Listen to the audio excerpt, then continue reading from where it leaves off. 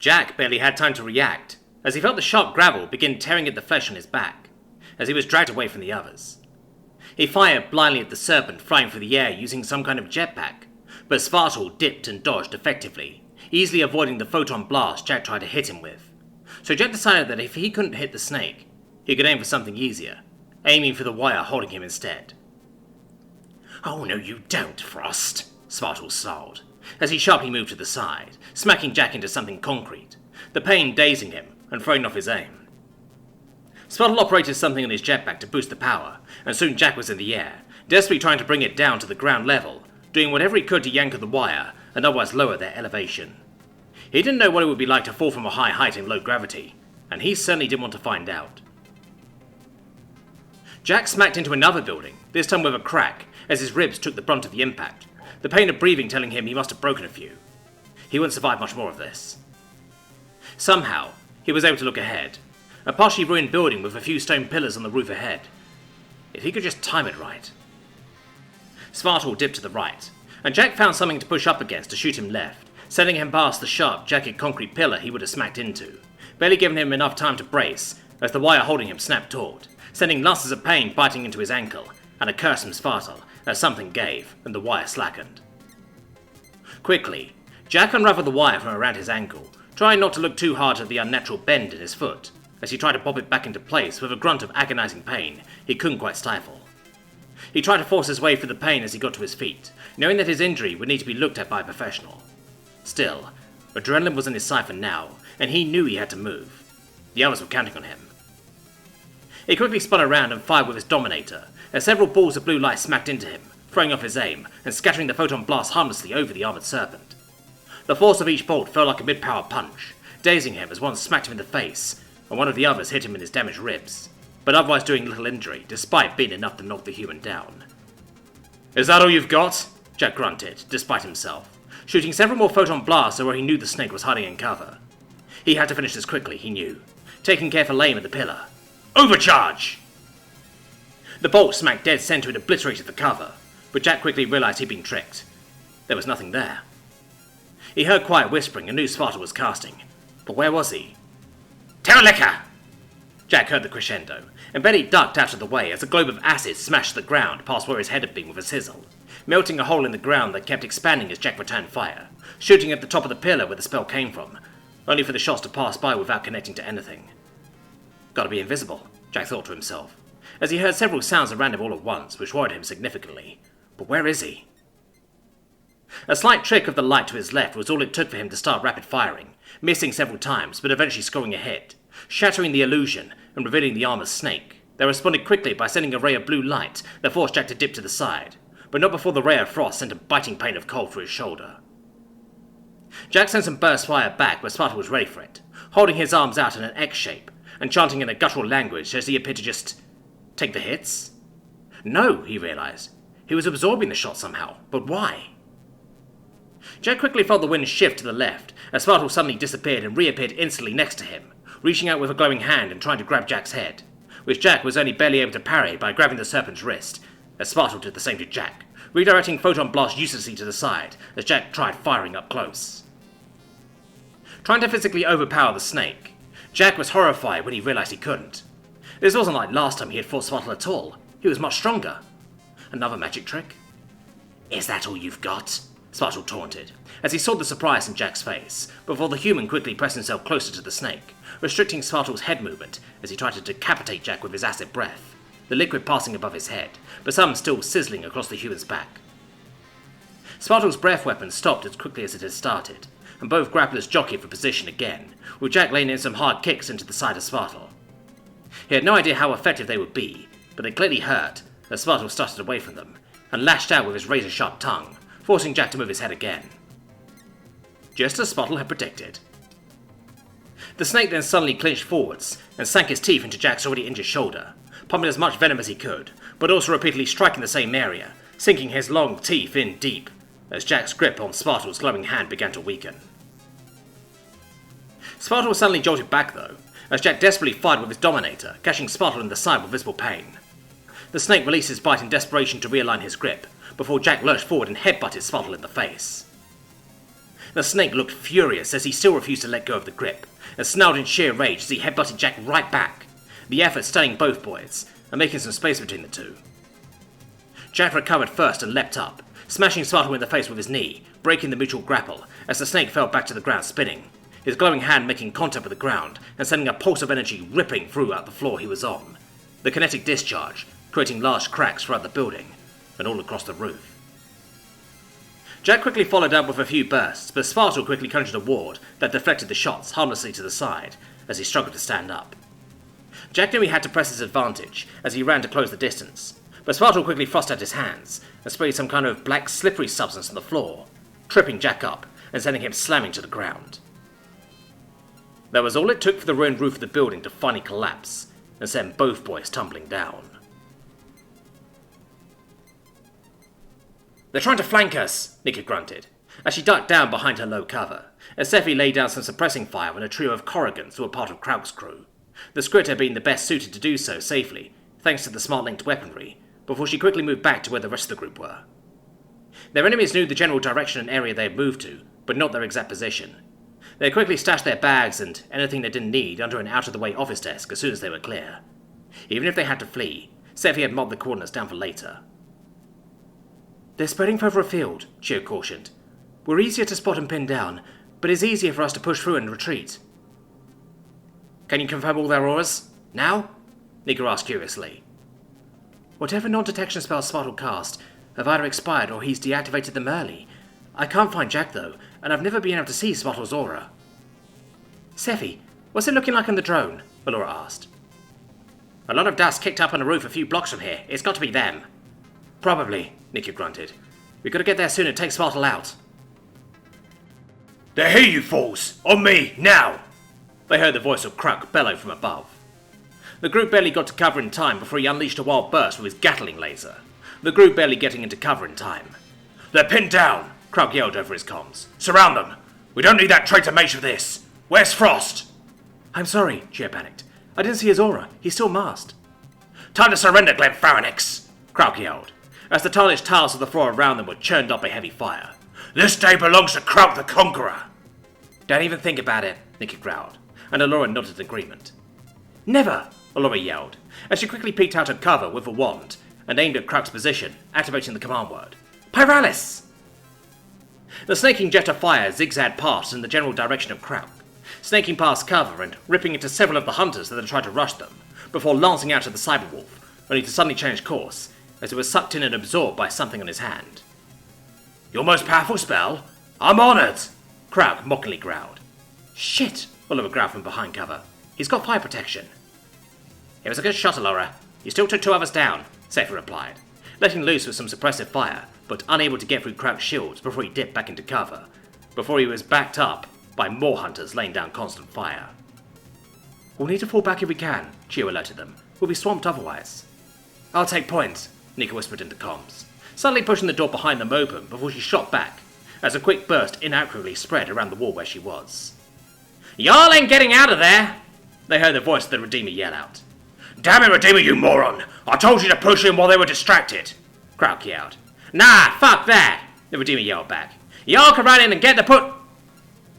Distracted, the Redeemer barely had time to react, as Nika snapped back around, and as accurately as she could, put several quick heavy bursts into the corner she knew the Redeemer was behind.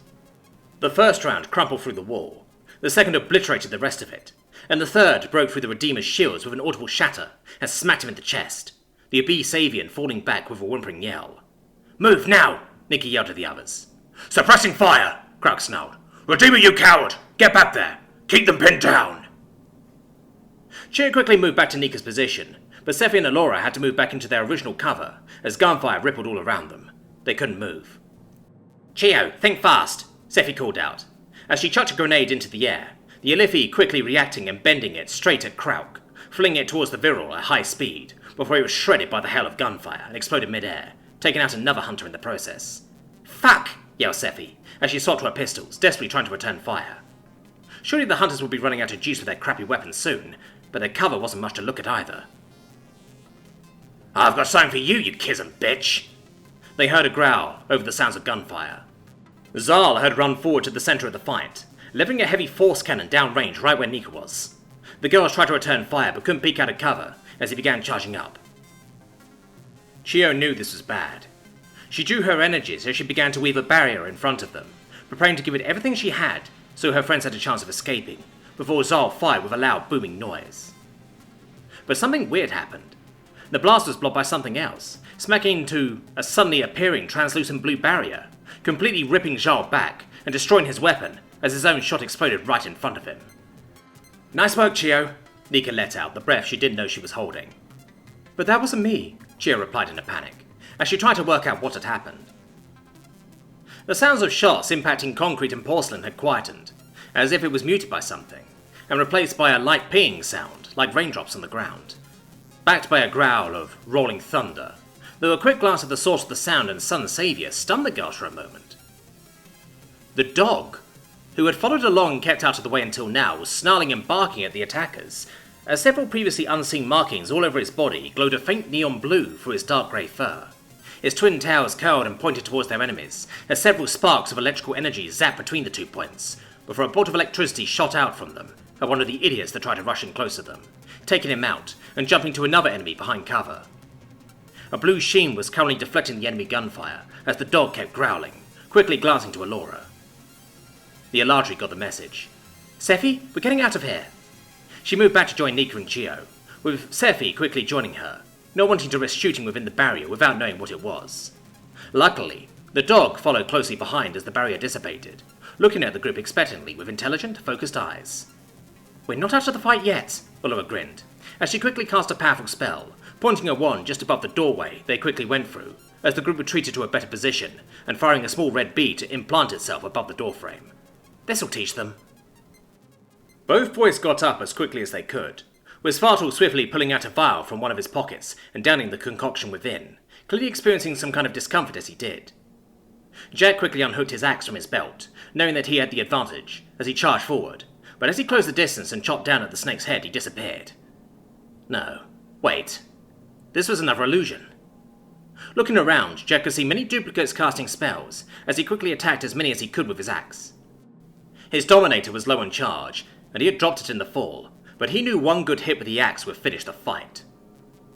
He remembered how he beat Spartawolf's trick last time, and quickly tried to focus on the telltale sound. Got it! Taking out his grenade and pulling the pin, Jack feinted, throwing it at a group of mirror images close together, before lobbing it right to the corner where he could hear the very faint whispering. Spartawolf barely had time to react, casting a quick cantrip to hold the momentum of the grenade just in time, but soon enough to disrupt his spell, the images and his invisibility shattering as his concentration broke and the grenade exploded, the blast sending him slamming against the wall with a thundering crack. Jack wasted no time, rushing in as Sparta recovered, casting a quick wall of force that Jack crashed into and through, but slowing the human down long enough for him to get back up. The snake quickly grabbed a set of strange knives out of his holsters before lobbing them at and around Jack. Jack was confused. He knew that throwing knives like that had very little effect in a real fight. That stuff only been done in pop culture. Did Spartle mess up? "You missed, asshole," Jack started, before he saw the slight smile on the snake's face that made him recognize the danger. "Scalp!" the snake hissed, as Jack felt a sharp pain explode within him as one of the knives on the ground hit out like a bullet to smack him in the back, barely missing the base of Jack's spine. Jack could feel some kind of magic trying to affect him, but whatever it was, the human easily shook it off as he charged forward with his axe, the blade digging deep into the side of the snake's tail before the snake blocked the rest of the swing, having suddenly summoned a sword out of nowhere. As Jack tried to follow through in his attack by stabbing at Spartle's face with his offhand switchblade, he was forced to drop it when Spartle used his razor tongue, nicking his hand and forcing the human back. Whatever wound Jack had inflicted on the snake should have been a bad one, though it wasn't as deep as he had expected. Either natural armor, magical protection, or Spartle's newly summoned sword had blunted the blow, but the large chunk of flesh torn out of the snake forced Spartle to quickly close the wound with a healing spell, rather than press his counter on Jack. Both boys stared and circled each other, daring the other to make the first move. Jack was focused on the snake now, as Spartle moved his glowing blue summoned sword with practiced moves, changing his stance in response to how and where Jack was moving, as the human tensed his grip, ready for another devastating strike. "You're pretty good," Jack growled, trying to get in the head of Spartle, "but that magic won't last forever." "Likewise, human," Spartle hissed back, "but how much time do you think your friends have?" Jack snapped, yelling out a battle cry as he charged forward, Spartawolf quickly meeting his attack with one of his own as the two boys clashed in the centre of the room, each trying to overpower the other. Both boys stared at each other in hatred as Jack slowly pushed Spartawolf back with his superior strength. Thinking quickly, Spartawolf cast a quick spell, shooting a shocking jolt of electricity through his sword and forcing a break. He followed through, lunging forwards with his blade and catching Jack on the hip as the human spun around quickly to dodge, clipping Spartawolf's shoulder with his axe as he did. "Scalp!" Spartawolf yelled again, sending another knife shooting towards Jack as he dived away towards a set of desks that were still standing, avoiding the flying knife. Spartawolf dashed in closer, but was caught off guard and knocked down when the human lobbed a chair at him, smacking him right in the face and bowling him over. Jack charged in to counterattack, but Spartawolf got up quickly and slashed up with his sword, releasing an arc of energy that knocked Jack back, scorching the flesh on his arms from where Jack covered his face. The two boys went at each other with renewed ferocity, scoring cuts and near misses, but otherwise being evenly matched. They were both desperate now, knowing that one would have to overcome the other, and soon. Spartawolf eventually won the engagement, having enough for another acid breath that forced Jack back, yelling in pain as it caught his chest and shoulder, only for Jack to stamp on something as Spartawolf charged, forcing out what was once part of a desk for Spartawolf to painfully slam into. Both combatants were on their last reserves, knowing that they had to end this quickly. Jack was losing a lot of blood, and the others were in trouble, but his adrenaline was pumping, and his will was unbroken. Sparta was running out of spells, and his buffs were running out, but his mother's sword was serving him well, and he was determined to do her proud and keep his sister safe. The Nira struck first, expanding his magical power to the rest of his unactivated homing knives. Scalpinia! Jack dodged, dipped and dived as best as he moved, avoiding as many knives as he could, though some did still smack into him, each one with a magical effect that Jack could feel try to take hold, and fail each time. Dodging behind the cover again, Spartawolf cast another spell, quickly waving his arms high with the sound of a thunderclap, creating a shockwave that splintered Jack's cover and forced everything no longer nailed down to the walls, including Jack, who smacked his back against the wall where the knives were still sticking in. Growling through the pain, he spotted his Dominator a few meters away. Knowing he only had one shot at this, as he heard Spartawolf casting, he sprinted to his gun, pointed it right at Spartawolf and snarled, "Overcharge!" Spartawolf had used almost everything in his arsenal he had prepared for the human, and knew these next few moments would decide their fates. He had gained respect for the human and his ability to fight back, but he had no intention of showing any mercy. He concentrated hard as he waved his hands and spoke the words of his most powerful spell, one of the few he had managed to decipher and master from his mother's spellbook. Though she was gone, leaving him and Sparty alone with their father, he knew she was smiling, and that she'd be proud of his courage. As the human dove for his gun, Spartawolf finished the spell, pointed his wand at the human and growled, "Shriek!" The bolts of blue and red energies collided with each other and reacted violently, turning into a single violent mass that rippled violently in the center of the room. The air around seemed to get sucked in as the mass shuddered and expanded with a dark growl that got louder and louder, otherworldly screams roaring around them as black streaks lashed out as the reaction became more and more unstable. "Shit!" gasped Spartawolf, as he quickly dove out of the nearest window, grunting in pain as his descent slowed, his magic ring working as intended when he hit the ground. Jack heard Spartawolf and knew he had to get out too, haltering his weapons and bolting for the stairs. In a space of a few crucial seconds, he had just managed to jump the banister and land down a few floors, when the mass violently exploded, demolishing the building he was in.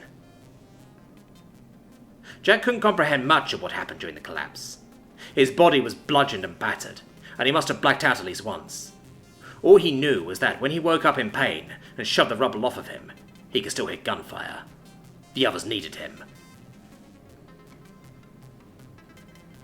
"We hold out here," Laura called to the others, as she fired another delayed fireball behind them, the red bead impacting itself in the ground, before ripping two more attackers apart. They had seen the building collapse, and wanted to finish this as soon as possible to look for Jack. They all feared the worst. "Kill them all!" Nika growled, using Jack's plasma rifle to lay down suppressing fire on the small squad of attackers that had taken cover behind some rubble. Sephi had gone to an elevated position with Chio, and was shooting at any of their attackers that tried to peek out of cover, while Chio did her best to protect them from retaliatory fire. The dog was up front with Nika, now breathing a cone of electricity between barks that kept their foes at a suitable distance, while occasionally shooting more lightning bolts from its tail. "Can't be too many left," Laura called out, as she sent another fireball downrange. Predictably, Krauk had kept most of his elite squad back, while letting the rest of the hunters act as a meat shield. It was cowardly, but effective. But Krauk wasn't the only leader in the field. "Chio, look out!" Sephi yelled, as she saw Zal having climbed above them, zipping in with her wings to push Chio out of the way, as the Zarek jumped down to pound the Alethi into the ground with his mace, instead clipping Sephi and knocking her off the edge of their position to fall down to the ground with a thump. No! Sephi! Chio wasted little time, igniting her Psyblade and allowing rage to fill her every pore. I'll kill you for that, you son of a bitch!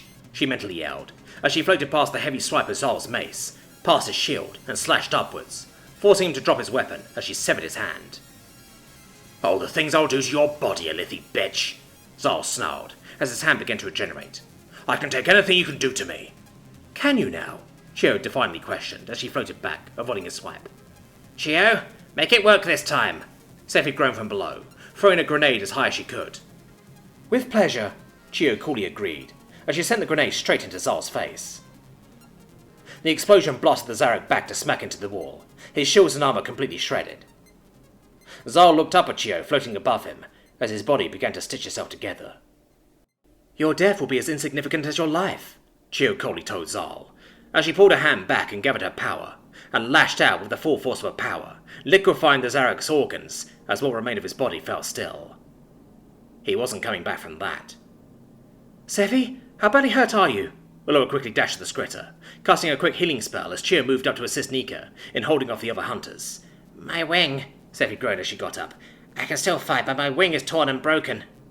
Oh shit! They heard one of the attackers yell from behind, as another screamed.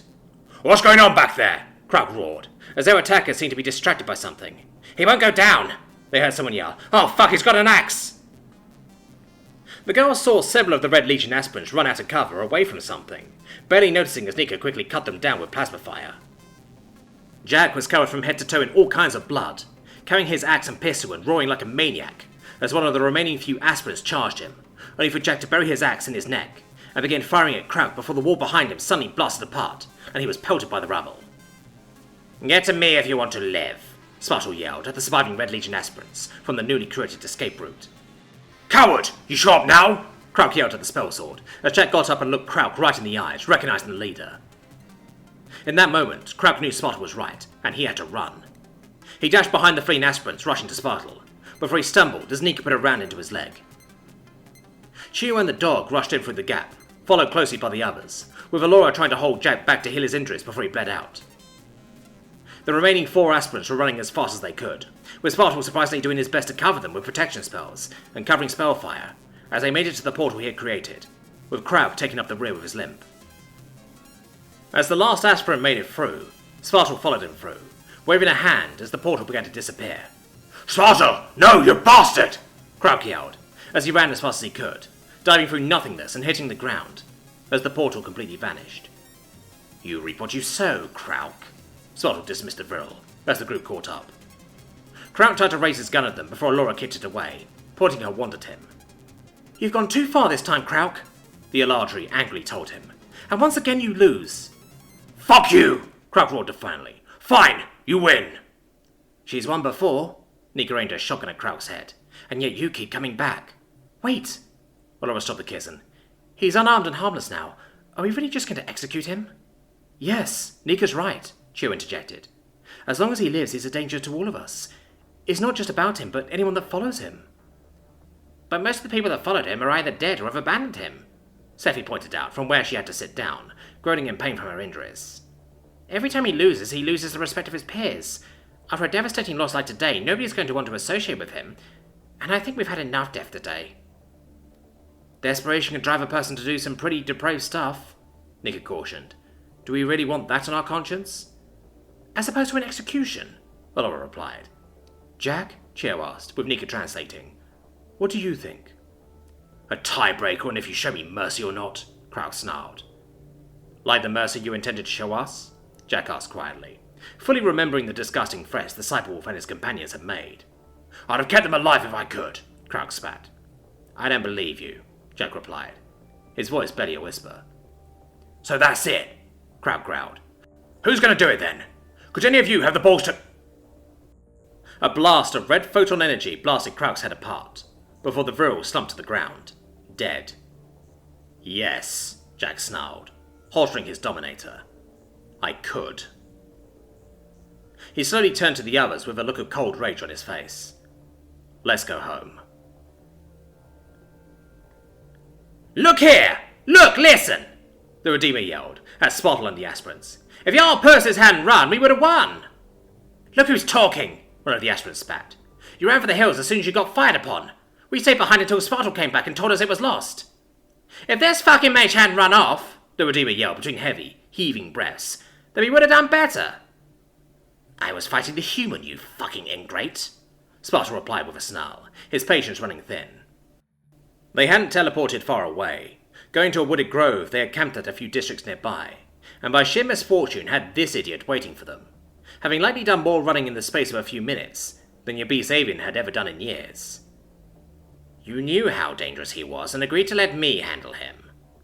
Yeah, and you didn't, the Redeemer yelled back. We gotta go back there and kick his ass. No, Spartawl replied, as the aspirants with him, who the Nero had noticed were the smarter ones that took his advice earlier, sighed in relief. Look, man, I really need this money, and if you weren't busy being a pussy of a mage, we'd win. I just can't do it. I can't take this. His words were cut off as Spartawl lashed out, the Redeemer pitifully raising a hand to try and defend himself, as Spartawl summoned his Spellstriker sword and swung it at the Redeemer's head in a guzzle of pink mist, striking again and again as he hacked away in roaring anger. The yells and cries of the Redeemer fell silent, but Spartawl did not stop as he kept chopping in sheer rage as the aspirants around him looked at the Nero with horror. Finally, Spartawl stopped, his golden scales glistening with gore as he swept a blood-spattered claw through his yellow-white hair, slicking it back. He never had any intention of allowing the Redeemer to live past this encounter. His bounty had been made that much more impressive recently, with the addition of an unusually lucrative sum added to the pot from a Lister clan he had managed to offend while investigating. Though even without that amount, Spartawl hated the piece of shit even before seeing his list of offences. He did consider the fact that both Krauk and Jarl, two people he had previously looked up to as leaders among the Red Legion aspirants, were little better. The threats they had made to the girls were abhorrent, and he hoped that giving up Krauk would serve as a peace offering. Maybe. Maybe not. All the Nero knew was that he hated scum like that. So what do we do now, Spartawl? One of the aspirants asked him. The Nero looked at his group of impromptu followers. One had previously been in Krauk's group, another had been rejected by Jarl previously, and the other two were known loners. He considered for a moment, unused to being looked up to in this way by anyone that wasn't his sister. He had lost, but the human hadn't won either. Both of them had given everything they had without being able to overcome the other. Sparta was surprised when he didn't feel bad about that. A lifetime of put-downs and consequently being looked down on by others after the death of his mother had shaped Spartawl in a certain way, but with his conflict with Jack he had broken the mould. He felt like a new person. He had power, and he wanted to use it. Nothing, Spartawl finally answered, still in deep thought. I think I'm done for now. The aspirants looked bewildered, as Spartawl turned and started making their way to where Krauk had parked their transport, but followed him nonetheless.